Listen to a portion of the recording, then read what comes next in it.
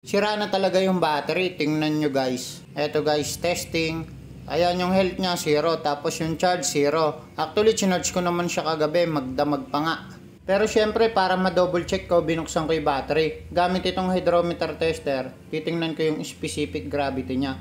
So, itong pangalawang butas, sira na po yan. Ayan o, kung mapapansin nyo, yung level ng tubig niya, nakalubog yung pinaka nasa loob na yon. Pero dito sa ibang butas, ayan, nakaangat siya. Tatapat lang sa white. Ayan guys o. So, yung kaninang nakita nyo, yung pangalawang butas, yun po ang sira. Isang butas kasi guys nasisira dyan sa battery. 6 ang butas nyan. So kapag nasira na yung isang butas, ala na, sira na. So eto guys, sira yung isang butas. Ayan.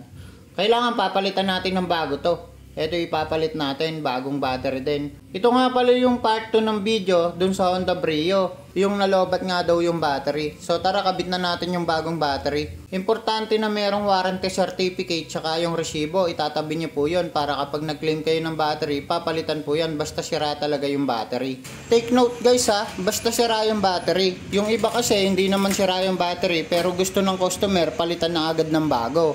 Tungkol naman dito sa Honda Brio, napansin ko malakas yung charging niya. Kapag umaandar kasi nasa 14.5. Para sa akin kapag ganyan yung charging niya, mas stress yung battery. Malakas kasing mag-charge, maliit pa naman yung NS40. So ayun lang guys, salamat!